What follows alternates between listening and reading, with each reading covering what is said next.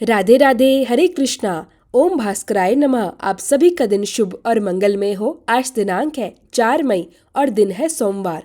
आज ज्येष्ठ मास के कृष्ण पक्ष की तृतीया तिथि सुबह 3:01 से प्रारंभ होकर अगले दिन सुबह 5:24 तक रहेगी। आज अनुराधा नक्षत्र सुबह 9:58 तक रहेगा और उसके बाद ज्येष्ठा नक्षत्र प्रारंभ हो जाएगा। इसके साथ ही रात 11:20 तक परिग योग रहेगा और उसके बाद शिव योग प्रारंभ हो जाएगा। आज सर्वार्थ सिद्धि योग भी बन रहा है जो कि सुबह 5:38 से 9:58 तक रहेगा। इसलिए आज का दिन पूजा पाठ, उपायों और किसी भी नए कार्य की शुरुआत के लिए अत्यंत शुभ माना गया है। जैसे जैसे सूर्य की ऊष्मा तीव्र होती जाती है वैसे वैसे इस मास की साधना भी और भी अधिक गहरी हो जाती है। तीसरे दिन की है बेला अब हमें केवल बाहर से ही नहीं बल्कि भीतर से भी तपाने आई है।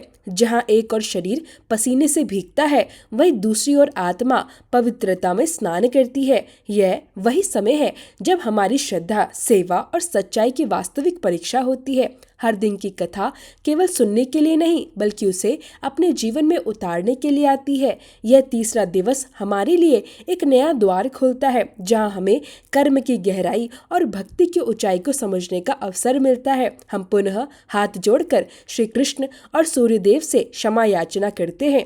यदि हमारी वाणी में कोई कमी रह जाए या मन पूरी तरह एकाग्र न हो पाए तो हमें क्षमा करें, क्योंकि इस कथा का प्रत्येक क्षण उन्हीं की प्रेरणा से उत्पन्न होता है। प्रिय श्रोताओं, आज के अध्याय की शुरुआत करने से पहले आइए हम सभी मिलकर माँ गंगा से प्रार्थना करें। हे माँ गंगे, आप त्रिलोक को पवित्र करने वाली भगवती हैं। आप भगवान विष्णु के चरणों से प्रवाहित होकर भगवान शिव की जटाओं में विराजमान होती हैं। आपकी एक बूंद मात्र से पापों का नाश हो जाता है और आपके दर्शन से ही जन्म जन्मांतर के दोष समाप्त हो जाते हैं। हे माँ गंगे, हमारे जीवन में जो भी दुख, पाप, कष्ट, रोग, दरिद्रता और कलेश है, कृपया करके अपनी निर्मल धारा से उन्हें बहा दीजिए। हमारे हृदय को शुद्ध कीजिए, हमारे विचारों को पावन बनाइए और हमें मोक्ष का मार्ग दिखाइए। हे गंगे माँ, आपकी शरण में आकर हम सभी आपसे करुणा की याचना करते हैं। हे पापहारिणी, कृपया करके हमें अपने चरणों में स्थान दीजिए और हमारे जीवन को पुण्यमय बना दीजिए। अब सुनिए सोमवार के दिन सुनी जाने वाली सोमवार व्रत कथा और उसके बाद सुनेंगे आज का महात्म्य। पौराणिक कथा के अनुसार अमरावती नगर में एक धनी व्यापारी रहा करता था। उसका व्यापार दूर दूर तक फैला हुआ था और नगर में सभी लोग उसका बहुत मान सम्मान करते थे। इतना सब कुछ होने के बावजूद भी वह व्यापारी मन से बहुत दुखी रहता था, क्योंकि उसका कोई पुत्र नहीं था। दिन रात उसे केवल एक ही चिंता सताती रहती थी कि उसकी मृत्यु के बाद उसके इतने बड़े व्यापार और धन संपत्ति को कौन संभालेगा।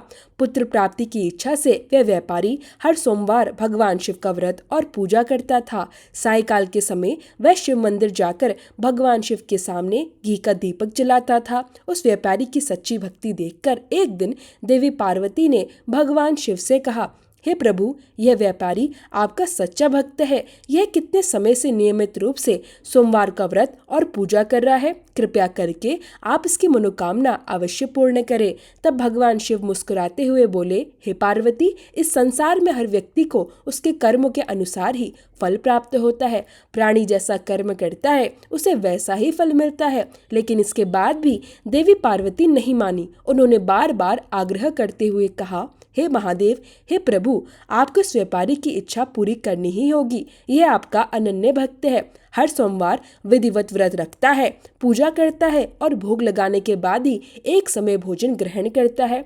आपको इसे पुत्र प्राप्ति का वरदान देना ही चाहिए। देवी पार्वती के इस आग्रह को देखकर भगवान शिव ने कहा, हे देवी, तुम्हारे आग्रह पर मैं इस व्यापारी को पुत्र प्राप्ति का वरदान देता हूँ, लेकिन इसका पुत्र 16 वर्ष से अधिक जीवित नहीं रहेगा। उसी रात भगवान शिव ने स्वप्न में उस व्यापारी को दर्शन दिए और उसे पुत्र प्राप्ति का वरदान दिया। साथ ही उसके पुत्र की आयु 16 वर्ष तक होने की बात भी बताई।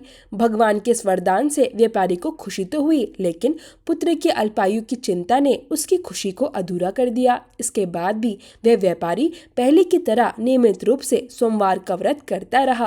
कुछ महीनों के बाद उसके घर एक अत्यंत सुंदर पुत्र का जन्म हुआ।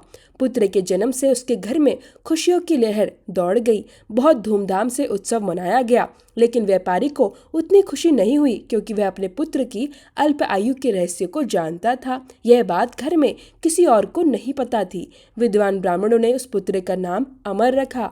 जब अमर 12 वर्ष का हुआ तब उसकी शिक्षा के लिए उसे वाराणसी भेजने का निर्णय लिया गया। व्यापारी ने अमर के मामा दीपचंद को बुलाया और कहा कि अमर को शिक्षा के लिए वाराणसी लेकर जाएं। इस प्रकार अमर अपने मामा के साथ शिक्षा प्राप्त करने के लिए वाराणसी की ओर चल पड़ा। रास्ते में जहाँ भी अमर और दीपचंद रात्रि विश्राम के लिए ठहरते, वहीं वे यज्ञ करते और ब्राह्मणों को आदर पूर्वक भोजन भी कराते थे। लंबी यात्रा के बाद अमर और दीपचंद एक सुंदर नगर में पहुंचे। उस नगर के राजा की कन्या के विवाह की खुशी में पूरा नगर भव्य रूप से सजाया गया था। चारों ओर उत्सव का वातावरण था। निश्चित समय पर बारात भी आ गई, लेकिन वर का पिता बहुत चिंतित था। उसका बेटा एक आंख से काना था और उसे यह डर सताता रहता था कि कहीं राजा को यह बात पता चल गई तो वह विवाह से इनकार न कर दे। उसे अपनी बदनामी का भय सताने लगा। तभी उसकी नजर अमर पर पड़ी और उसके मन में एक चालाक विचार आया। उसने सोचा, क्यों ना इस युवक को दूल्हा बनाकर राजकुमारी से विवाह करा दूं और विवाह के बाद इसे धन देकर विदा कर दूंगा। फिर राजकुमारी को अपने नगर ले जाऊंगा। वर के पिता ने इस विषय में अमर और दीपचंद से बात की। दीपचंद ने धन के लालच में उसकी बात स्वीकार कर ली और अमर को दूल्हे के वस्त्र पहनाकर राजकुमारी चंद्रिका से उसका विवाह करा दिया गया। राजा ने अत्यंत प्रसन्न होकर बहुत सारा धन देकर अपनी पुत्री को विदा किया। जब अमर वहां से लौट रहा था तो वह सच को छिपा नहीं सका। उसने राजकुमारी के दुपट्टे पर लिख दिया, राजकुमारी चंद्रिका, तुम्हारा विवाह तो मेरे साथ हुआ था। मैं तो वाराणसी में शिक्षा प्राप्त करने जा रहा हूँ। अब तुम्हें जिस नवयुवक की पत्नी बनना पड़ेगा वह आंख से काना है। जब राजकुमारी ने अपने दुपट्टे पर लिखा हुआ यह संदेश पढ़ा तो उसने उस काने लड़के के साथ जाने से साफ इनकार कर दिया।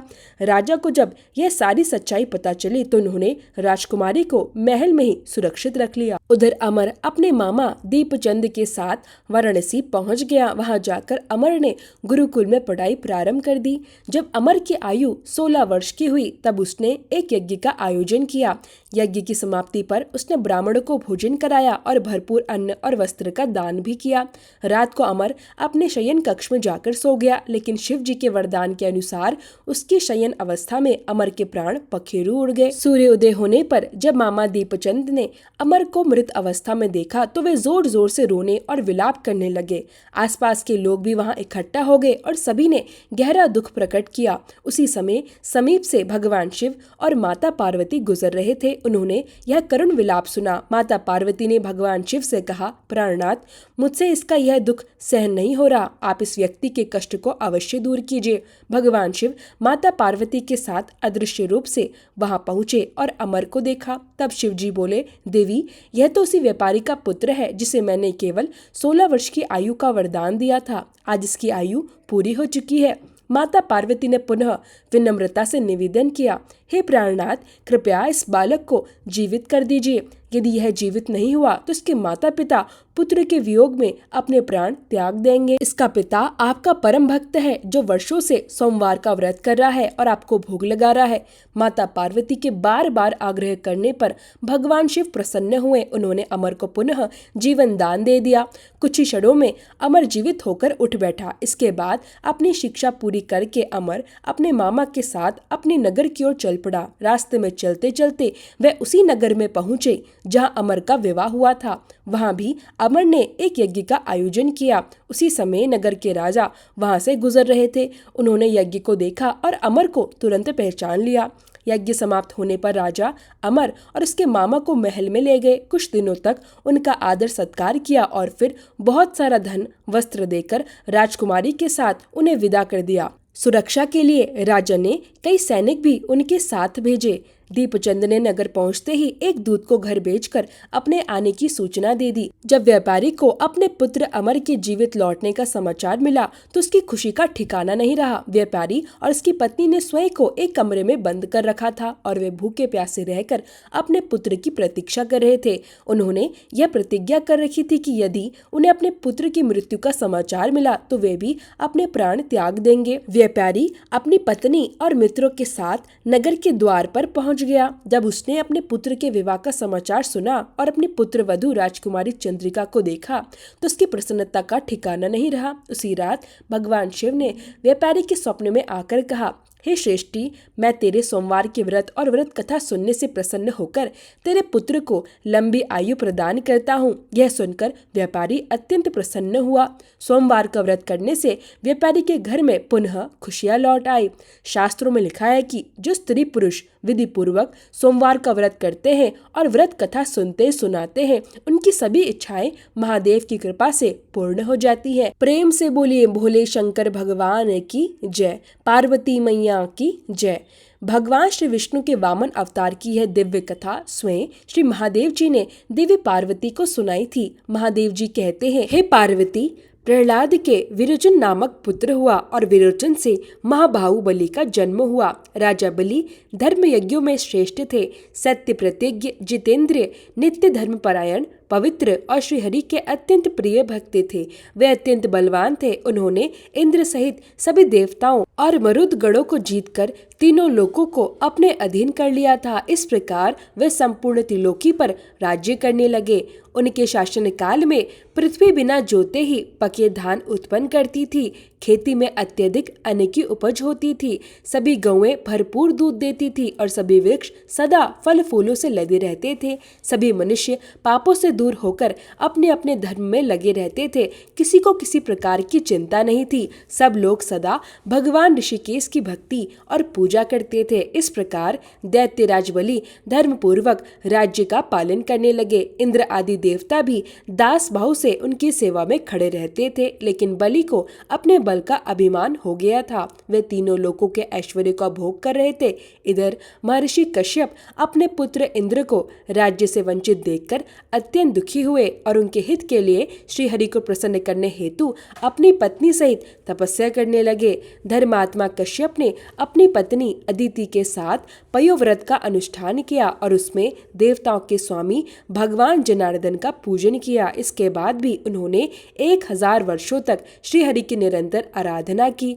तब सनातन देवता भगवान विष्णु भगवती लक्ष्मी जी के साथ उनके सामने प्रकट हुए। भगवान श्री हरि को सामने देखकर द्विज श्रेष्ठ कश्यप का हृदय आनंद से भर गया। उन्होंने अदिति के साथ मिलकर भगवान को प्रणाम किया और उनकी स्तुति की। तब भगवान बोले, हे विप्रवर, तुम्हारा कल्याण हो। तुमने भक्ति पूर्वक मेरी पूजा की है, इससे मैं अत्यंत प्रसन्न हूँ। तुम कोई वर मांगो, मैं तुम्हारा मनोरथ अवश्य पूर्ण करूंगा। तब कश्यप जी बोले, हे देवेश्वर, दैत्यराज बलि ने तीनों लोकों को बलपूर्वक जीत लिया है। आप मेरे पुत्र के रूप में अवतरित होकर देवताओं का हित कीजिए। किसी भी उपाय से, चाहे माये से ही सही, बलि को परास्त करके मेरे पुत्र इंद्र को त्रिलोकी का राज्य प्रदान कीजिए। कश्यप जी की यह प्रार्थना सुनकर भगवान विष्णु ने तथास्तु कहकर उनकी बात स्वीकार कर ली और फिर देवताओं के मुख से अपनी स्तुति सुनते हुए वे वहीं अंतर ध्यान हो गए। उसी समय महात्मा कश्यप के संयोग से देवी अदिति के गर्भ में भगवान का दिव्य प्रवेश हुआ। इसके बाद 1000 वर्ष बीतने पर देवी अदिति ने वामन रूपधारी भगवान विष्णु को जन्म दिया। वे ब्रह्मचारी वेश में थे। उनके स्वरूप में संपूर्ण वेदों का तत्व दिखाई देता था। वे मेखला, मृग चर्म और दंड आदि दिव्य चिन्हों से शोभायमान थे। इंद्र सहित सभी देवताओं ने उनका दर्शन किया और महर्षियों के साथ मिलकर उनकी स्तुति करने लगे। तब भगवान प्रसन्न होकर बोले, हे देवगण, बताइए इस समय मुझे क्या करना है। देवताओं ने कहा, हे मधुसूदन, इस समय राजा बलि का यज्ञ चल रहा है। ऐसे समय वह किसी को भी दान देने से इनकार नहीं करता। प्रभु, आप दैत्यराज से तीनों लोक मांगकर इंद्र को देने की कृपा करें। देवताओं की यह बात सुनकर भगवान वामन महर्षियों के साथ यज्ञशाला में राजा बलि के पास पहुँचे। ब्रह्मचारी को आते देखकर दैत्यराज बलि तुरंत खड़े हो गए और मुस्कुराते हुए बोले, अतिथि सदा विष्णु का ही रूप होता है, अतः आप साक्षात विष्णु ही यहाँ पधारे हैं।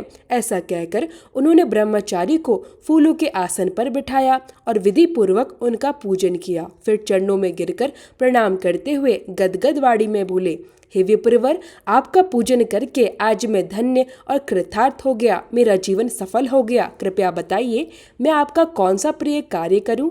आप जिस वस्तु की इच्छा से यहाँ आए हैं उसे निसंकोच कहिए, मैं अवश्य दूंगा।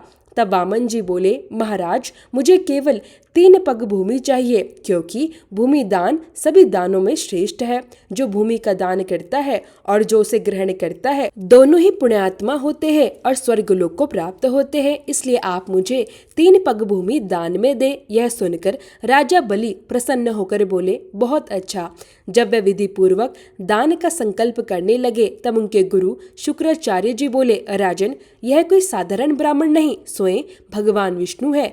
देवताओं की प्रार्थना से आए हैं और तुम्हें छल से संपूर्ण पृथ्वी हड़प लेना चाहते हैं, अतः इन्हें भूमि का दान मत दो, कोई अन्य वस्तु दे दो। यह सुनकर राजा बलि हंस पड़े और शांत स्वर में बोले, हे गुरुदेव, मैंने जो भी पुण्य किया है यह भगवान वासुदेव की प्रसन्नता के लिए ही किया है। यदि स्वयं विष्णु ही मेरे द्वार पर आए हैं तो मैं धन्य हूँ।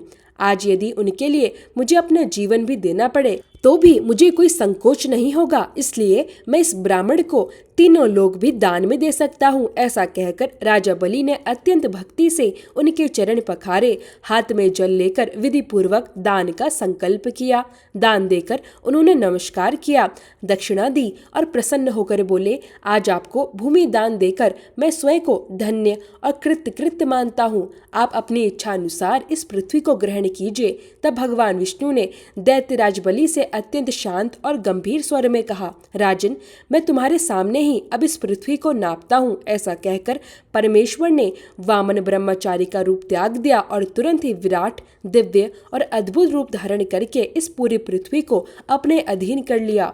समुद्र, पर्वत, द्वीप, देवता, असुर और मनुष्य सहित इस पृथ्वी का विस्तार 50 कोटि योजन बताया गया है, किंतु भगवान मधुसूदन ने उसे केवल एक ही पैर से नाप लिया। फिर उन्होंने दैत्यराज से मुस्कुराते हुए कहा, राजन, अब बताओ मैं क्या करूं?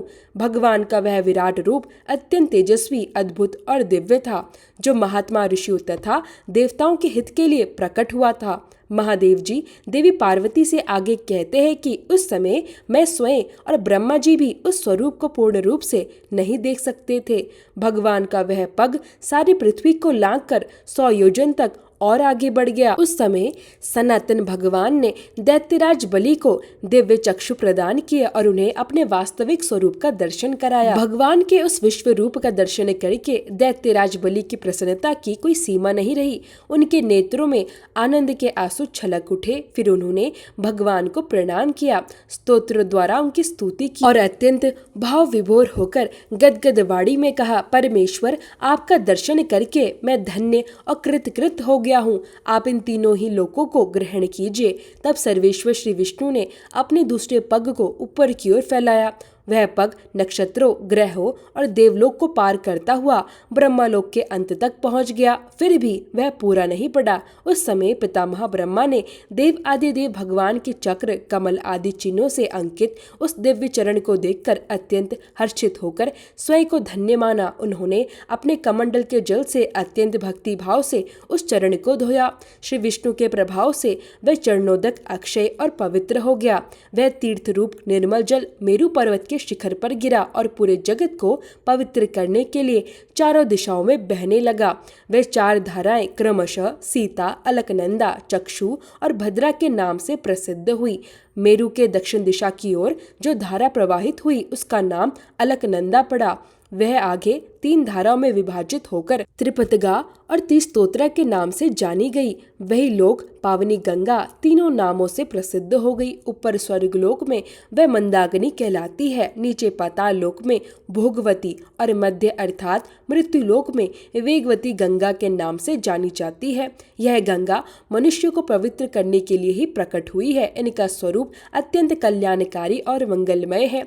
महादेव जी कहते हैं, हे पार्वती, जब गंगा मेरु पर्वत से नीचे गिर रही थी तब मैंने स्वयं को पवित्र करने के लिए उन्हें अपने मस्तक पर धारण कर लिया।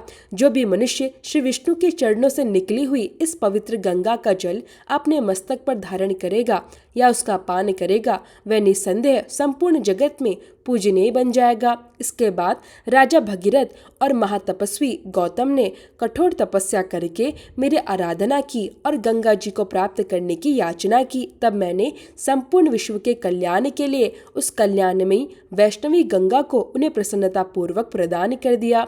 महर्षि गौतम जिन गंगा को लेकर गए वे गौतमी अर्थात गोदावरी कहलाई और राजा भगीरथ जिनको पृथ्वी पर लेकर आए वे भगीरथी गंगा के नाम से प्रसिद्ध हुई। यह प्रसंग मैंने तुम्हें गंगा जी के प्रादुर्भाव की उत्तम कथा के रूप में सुनाया है। इसके बाद भक्त वत्सल भगवान नारायण ने दैत्यराज बलि को रसातल का उत्तम लोक प्रदान किया और उन्हें सभी दानवों, नागों तथा जलचर प्राणियों का कल्प भर के लिए राजा बना दिया। इस प्रकार कश्यप नंदन वामन का वेश धारण करके अविनाशी भगवान श्री विष्णु ने राजा बलि से तीनों लोक लेकर उन्हें प्रसन्नता पूर्वक इंद्र को प्रदान कर दिया। तब देवता, गंधर्व और तेजस्वी ऋषियों ने दिव्य स्तोत्रों द्वारा भगवान का स्तवन और पूजन किया। इसके बाद भगवान ने अपना विराट रूप समेट लिया और वहीं अंतर्ध्यान हो गए। इस प्रकार प्रभावशाली श्री विष्णु ने इंद्र की रक्षा की और इंद्र ने उनकी कृपा से तीनों लोकों का महान ऐश्वर्य प्राप्त किया।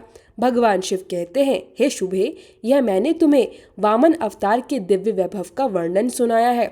सभी मिलकर प्रेम से बोलिए वामन भगवान की जय। अब सुनिए आज का महात्म्य। आज ज्येष्ठ मास महात्म्य में आप रसपान करेंगे भगवान सूर्य के पूजन और व्रतों उद्यापन का विधान, द्वादश आदित्यों के नाम और रथ सप्तमी व्रत की महिमा। साथ ही आप रसपान करेंगे सूर्यदेव के रथ और उसके साथ भ्रमण करने वाले देवता, नाग आदि के वर्णन के बारे में भी। भगवान श्री कृष्ण ने कहा, सांप, अब मैं सूर्य के विशिष्ट अवसरों पर होने वाले व्रत, उत्सव और पूजन की विधियों का वर्णन करता हूँ, उन्हें ध्यान पूर्वक सुनो। किसी मास के शुक्ल पक्ष की सप्तमी, ग्रहण या संक्रांति के एक दिन पहले एक बार हविष्यान्न का भोजन कर सायंकाल के समय भली भांति आचमन आदि करके अरुण देव को प्रणाम करना चाहिए तथा सभी इंद्रियों को संयम में रखकर भगवान सूर्य का ध्यान कर रात्रि में जमीन पर कुश की सैया पर शयन करना चाहिए। दूसरे दिन प्रातःकाल उठकर विधि पूर्वक स्नान संपन्न करके संध्या करे तथा पूर्वोक्त मंत्र ओम खोलकाय स्वाहा इस मंत्र का जाप और सूर्य भगवान की पूजा करे। अग्नि को सूर्य ताप के रूप में समझकर वेदी बनाए और संक्षेप में हवन तथा तर्पण करे। गायत्री मंत्र से प्रोक्षण कर पूर्वार्घ और उत्तरार्घ कुशा बिछाएं। अंतर सभी पात्रों का शोधन करे यानी कि उन्हें शुद्ध कर ले। कुशाओं की प्रदेश मात्रा की एक पवित्री बनाए, फिर उस पवित्री से सभी वस्तुओं का प्रोक्षण करे अर्थात शुद्ध करे। घी को अग्नि पर रखकर पिघला ले और उत्तर की ओर पात्र में उसे रख दे। फिर अग्नि में 3 बार घी डाले। शुवा आदि का कुशों के द्वारा परिमार्जन और संप्रोक्षण करके अग्नि में सूर्यदेव की पूजा करे और दाहिनी हाथ में शुवा ग्रहण कर मूल मंत्र से हवन करे। मनोयोग पूर्वक मौन धारण कर सभी क्रियाएं संपन्न करनी चाहिए। पूर्ण आहुति के बाद तर्पण करे, फिर ब्राह्मणों को उत्तम भोजन कराना चाहिए और यथाशक्ति उन्हें दक्षिणा भी देनी चाहिए। ऐसा करने से मनोवांछित फल की प्राप्ति होती है। माघ मास की सप्तमी को वरुण नामक सूर्य की पूजा करे। इसी प्रकार क्रमशः फाल्गुन में सूर्य, चैत्र में वैशाख, वैशाख में धाता, ज्येष्ठ में इंद्र, आषाढ़ में रवि, श्रावण में नव, भाद्रपद में यम, आश्विन में पर्जन्य, कार्तिकेय में त्वष्टा, मार्गशीर्ष में मित्र तथा पौष मास में विष्णु नामक सूर्य का अर्चन करे। इस विधि से 12 मासों में अलग अलग नामों से भगवान सूर्य की पूजा की जाती है। इस प्रकार श्रद्धा और भक्ति के साथ एक दिन पूजा करने से वर्ष भर की गई पूजा का फल स्वतः ही प्राप्त हो जाता है। उपयुक्त विधि से 1 वर्ष तक व्रत कर रत्न जटित स्वर्ण का एक रथ बनवाए, उसमें 7 घोड़े बनवाए। रथ के मध्य भाग में सोने के कमल के ऊपर रत्नों के आभूषणों से सुसज्जित दिव्य तेज से युक्त सूर्य नारायण की स्वर्ण मूर्ति की स्थापना करे। रथ के आगे उनके पवित्र सारथी को आदर पूर्वक बिठाए। इसके बाद 12 ब्राह्मणों को आमंत्रित करे और उनमें 12 महीनों के 12 आदित्य स्वरूप सूर्य की भावना करे। फिर 13वें मुख आचार्य को साक्षात सूर्य नारायण मानकर उनकी विधि पूर्वक पूजा करे। उन्हें श्रद्धा और भक्ति के साथ रथ, छत्र, भूमि, गौ आदि का दान करे। इसी प्रकार अन्य 12 ब्राह्मणों को भी रत्नों के आभूषण, वस्त्र, दक्षिणा तथा एक एक घोड़ा अर्पित करे। इसके पश्चात विनम्र भाव से हाथ जोड़कर प्रार्थना करे, हे ब्राह्मण देवताओं, इस सूर्य व्रत के उद्यापन के बाद यदि किसी कारणवश मैं भविष्य में यह व्रत ना कर सकूं तो कृपया मुझे उसका कोई दोष न लगे। तब ब्राह्मण गण और आचार्य एवं वस्तु कहकर यजमान को आशीर्वाद दे और कहें, सूर्य भगवान तुम पर प्रसन्न हो। जिस मनोरथ की पूर्ति के लिए तुमने यह व्रत और पूजा की है वह अवश्य पूर्ण हो। अब यदि तुम व्रत ना भी कर सको तो भी तुम्हें कोई दोष नहीं लगेगा। इस प्रकार आशीर्वाद प्राप्त करने के बाद दीन दुखियों, नेत्रहीनों और अनाथों को यथाशक्ति भोजन कराए। फिर ब्राह्मणों को आदर पूर्वक भोजन कराकर दक्षिणा देकर व्रत की विधिवत समाप्ति करे। जो व्यक्ति इस सप्तमी व्रत को पूरे 1 वर्ष तक श्रद्धा से करता है वह 100 योजन लंबे चौड़े राज्य का धार्मिक राजा बनता है और इस व्रत के प्रभाव से 100 वर्ष से भी अधिक समय तक निष्कटंक राज्य करता है। जो स्त्री इस व्रत को श्रद्धा से करती है वह राजपत्नी अर्थात रानी बनती है। यदि कोई निर्धन व्यक्ति भी इस व्रत को विधि पूर्वक करता है और बताए अनुसार तांबे का रथ ब्राह्मणों को दान करता है तो वह 80 योजन विस्तृत राज्य प्राप्त करता है। इसी प्रकार जो व्यक्ति आटे का रथ बनाकर दान करता है वह 60 योजन विस्तृत राज्य का अधिकारी बनता है और चिरायु, निरोग तथा सुखी जीवन व्यतीत करता है। इस व्रत के प्रभाव से पुरुष 1 कल्प तक सूर्यलोक में निवास करता है और उसके बाद पुनः राजा बनता है। यदि कोई व्यक्ति केवल भगवान सूर्य की मानसिक आराधना भी करता है तो वह समस्त आदि व्याधियों से मुक्त होकर सुखपूर्वक जीवन व्यतीत करता है। जिस प्रकार भगवान सूर्य को कोहरा स्पर्श नहीं कर पाता उसी प्रकार मानसिक पूजा करने वाले साधक को भी किसी प्रकार की आपत्ति स्पर्श नहीं कर पाती। और यदि कोई व्यक्ति मंत्रों के साथ पूर्ण विधि विधान से भक्ति पूर्वक भगवान सूर्य नारायण की आराधना करता है तो फिर उसके फल का तो कहना ही क्या। अतः अपने कल्याण के लिए प्रत्येक व्यक्ति को भगवान सूर्य की पूजा अवश्य करनी चाहिए। पुत्र, यह संपूर्ण विधि विधान स्वयं सूर्य नारायण ने अपने मुख से मुझसे कहा था। यह ज्ञान आज तक गुप्त था जिसे आज पहली बार मैंने तुमसे साझा किया है। मैंने इसी व्रत के प्रभाव से हजारों पुत्र और पौत्र प्राप्त किए हैं, दैत्यों पर विजय प्राप्त की है और देवताओं को भी वश में किया है। मेरे इस चक्र में सदा सूर्य भगवान का निवास रहता है, अन्यथा इसमें इतना अद्भुत तेज कैसे संभव होता। इसी कारण सूर्य नारायण का नित्य जप, ध्यान और पूजन करने से ही मैं इस जगत में पूजनीय बना हूँ। वत्स, तुम भी मन, वचन और कर्म से सूर्य नारायण की आराधना करो। ऐसा करने से तुम्हें विविध प्रकार के सुखों की प्राप्ति होगी। जो पुरुष भक्ति भाव से इस विधान को सुनता है वह भी पुत्र, पौत्र, आरोग्य और लक्ष्मी को प्राप्त करता है और अंत में सूर्यलोक को प्राप्त होता है। तब भगवान कृष्ण कहने लगे, माघ मास के शुक्ल पक्ष की पंचमी तिथि को एक भुक्त व्रत करना चाहिए और षष्ठी को नक्त व्रत करना चाहिए। कुछ लोग सप्तमी को उपवास करना उचित मानते हैं जबकि कुछ विद्वान षष्ठी को उपवास कर सप्तमी को पारण करने का विधान बताते हैं। इस प्रकार इस विषय में अनेक मत प्रचलित हैं, परंतु वास्तविक रूप से षष्ठी को उपवास करके भगवान सूर्य नारायण की पूजा करनी चाहिए। रक्त चंदन, करवीर पुष्प, गूगल धूप, पायस आदि नैवेद्य से माघ आदि 4 महीनों तक सूर्य नारायण की पूजन करनी चाहिए। ज्येष्ठ मास विशेष रूप से सूर्य नारायण को समर्पित होता है। इस पूरे मास में विधि विधान से उनकी पूजा करनी चाहिए। आत्मशुद्धि के लिए गोमय मिश्रित जल से स्नान, गोमय का प्राशन और यथाशक्ति ब्राह्मण भोजन कराना चाहिए। ज्येष्ठ आदि 4 महीनों में श्वेत चंदन, श्वेत पुष्प, कृष्ण, अग्रधूप और उत्तम नैवेद्य अर्पित करना चाहिए। पंचगव्य का प्राशन करके ब्राह्मण को स्वादिष्ट भोजन कराना चाहिए।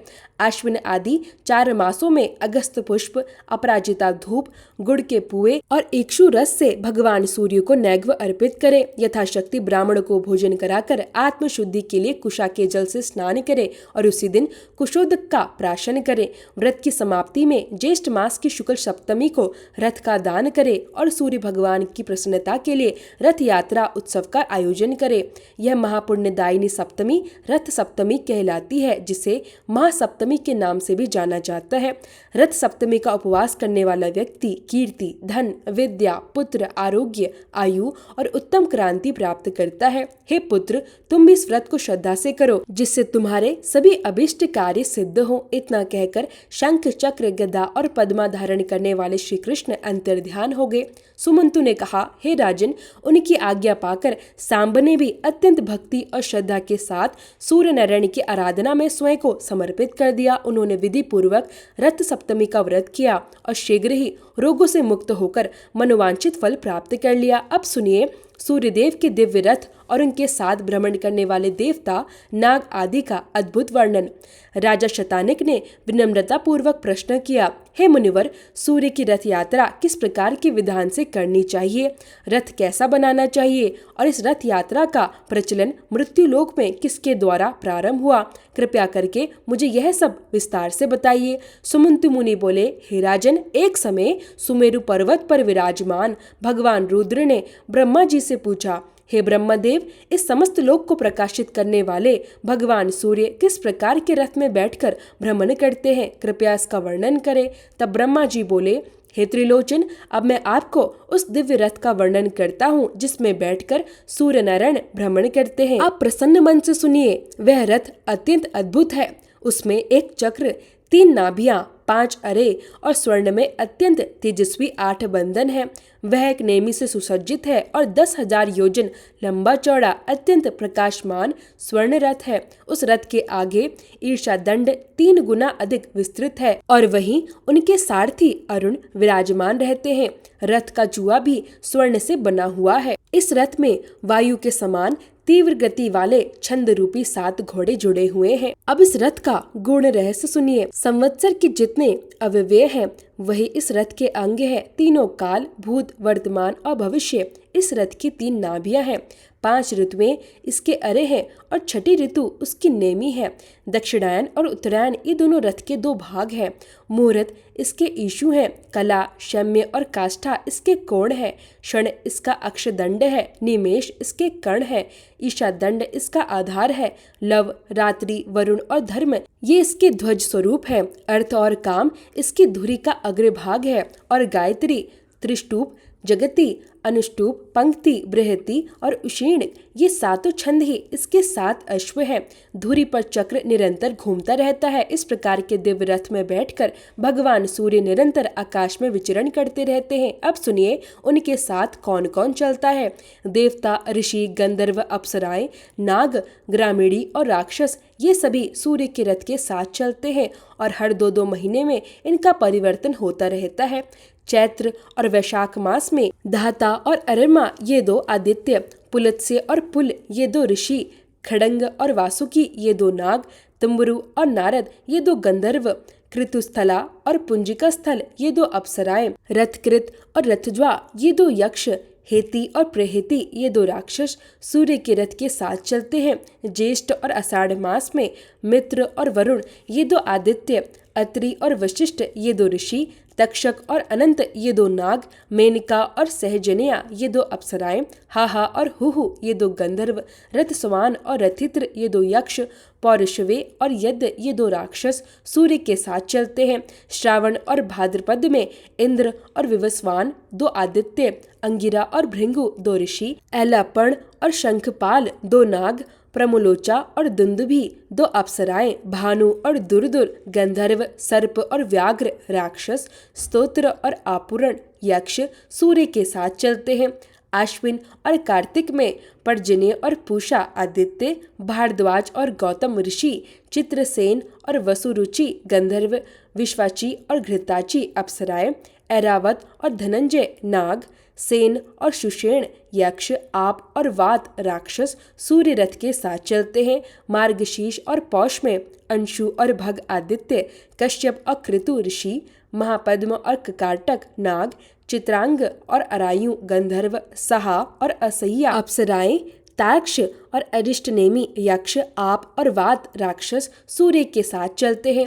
माघ और फाल्गुन में पूषा और जिष्णु आदित्य, जमदग्नि और विश्वामित्र ऋषि, कार्यदेय और कमलेश्वर नाग, धृतराष्ट्र और सूर्यवर्चा गंधर्व, तिलोत्तमा और रंभा अप्सराएं, सेनजित और सत्यजीत यक्ष, ब्रह्मोपेत और यज्ञोपवेत राक्षस सूर्य रथ के साथ चलते हैं। ब्रह्मा जी ने आगे कहा, हे रुद्रदेव, सभी देवताओं ने अपने अपने अंश से विविध अस्त्र शस्त्र भगवान सूर्य की रक्षा के लिए उन्हें प्रदान किए हैं। इस प्रकार सभी देवता उनके रथ के साथ निरंतर चलते रहते हैं। ऐसा कोई देव नहीं जो उनके पीछे न चलता हो। यह सूर्यमंडल सर्वदेवमय है। ब्रह्मावेता इसे ब्रह्मा स्वरूप मानते हैं, यज्ञ करने वाले इसे यज्ञ स्वरूप मानते हैं, भक्त इसे विष्णु स्वरूप मानते हैं और शिव इसे शिव रूप मानते हैं। देवता और ऋषि सदा उनकी स्तुति करते रहते हैं। गंधर्व गान करते हैं और अप्सराएं रथ के आगे नृत्य करती हुई चलती हैं। राक्षस रथ के पीछे चलते हैं और 60,000 बालखिल ऋषि चारों ओर से रथ की रक्षा करते हैं। दिविस्पति और स्वयंभू आगे रहते हैं, भर्ग दाहिनी ओर, पद्माध्वज बाईं ओर, कुबेर दक्षिण दिशा में, वरुण उत्तर दिशा में, वित्रहोत्र और हरि पीछे रहते हैं। रथ के पीछे पृथ्वी, मध्य में आकाश, ऊपर स्वर्ग स्थित है। ध्वज में धर्म, पताका में रिद्धि और सिद्धि निवास करती है। ध्वज दंड के ऊपर गरुड़ स्थित है और उनके ऊपर वरुण विराजमान है। मैनाक पर्वत, छत्र का दंड हिमाचल, ये सभी छत्र के समान बनकर सूर्य के साथ विराजमान रहते हैं। इन देवताओं का जो बल, तप, तेज, योग और तत्व है, ठीक उसी प्रकार सूर्य देव भी तपते हैं। यही देवगण कभी तपते हैं तो कभी बरसते हैं और संपूर्ण सृष्टि का पालन पोषण करते हैं। ये जीवों के अशुभ कर्मों को दूर करते हैं, प्रजाओं को आनंद प्रदान करते हैं और सभी प्राणियों की रक्षा के लिए भगवान सूर्य के साथ निरंतर भ्रमण करते रहते हैं। अपनी दिव्य किरणों के द्वारा सूर्य भगवान चंद्रमा की वृद्धि करते हैं और इस प्रकार देवताओं का पोषण करते हैं। शुक्ल पक्ष में सूर्य की किरणों से चंद्रमा की धीरे धीरे वृद्धि होती है और कृष्ण पक्ष में देवगण उस अमृत का पान करते हैं। अपनी किरणों से पृथ्वी का रस ग्रहण कर सूर्य नारायण वर्षा करते हैं। इस वर्षा से सभी प्रकार की औषधियां उत्पन्न होती है और अनेक प्रकार के अन्न भी पैदा होते हैं, जिससे पितरों और मनुष्यों दोनों की तृप्ति होती है। एक चक्र वाले दिव्य रथ पर विराजमान होकर भगवान सूर्य नारायण एक अहोरात्र में 7 दीपों और समुद्रों से युक्त इस पृथ्वी का भ्रमण करते हैं और पूरे एक वर्ष में वे 360 बार इस पृथ्वी की परिक्रमा करते हैं। जब इंद्र की पुरी अमरावती में मध्याह्न होता है, उसी समय यम की संयमिनीपुरी में सूर्योदय होता है। वरुण की सुधा नाम की नगरी में अर्घरात्रि होती है और सोम की विभा नाम की नगरी में सूर्यास्त होता है। जब संयमनी में मध्याह्न होता है, तब सुधा में उदय, अमरावती में अर्धरात्रि और विभा में सूर्यास्त होता है। और जब सुधा में मध्याह्न होता है, तब विभा में उदय, अमरावती में आधी रात और संयमनी में सूर्यास्त होता है। इस प्रकार मेरु पर्वत की परिक्रमा करते हुए भगवान सूर्य का उदय और अस्त होता रहता है। प्रभात से मध्याह्न तक सूर्य की किरणों में वृद्धि होती है और मध्याह्न से अस्त तक उनमें धीरे धीरे कमी आती है। जहाँ सूर्य उदय होता है वहीं पूर्व दिशा कहलाती है और जहाँ सूर्य अस्त होता है वहीं पश्चिम दिशा होती है। एक मुहूर्त में सूर्य पृथ्वी के 30वें भाग को लांघ जाते हैं। सूर्य भगवान के उदय होते ही प्रतिदिन इंद्र उनकी पूजा करते हैं। मध्याह्न में यमराज, अस्त के समय वरुण और अर्धरात्रि में सोम उनका पूजन करते हैं। विष्णु, शिव, रुद्र, ब्रह्मा, अग्नि, वायु, निरति, ईशान आदि सभी देवगण रात्रि के अंत में ब्रह्मा वेला में कल्याण के लिए सदा भगवान सूर्य की आराधना करते हैं। हरे कृष्णा। आज का यह अध्याय यही समाप्त होता है। इसके आगे का वृत्तांत जानने के लिए कृपया अगली वीडियो का अवश्य इंतजार कीजिएगा।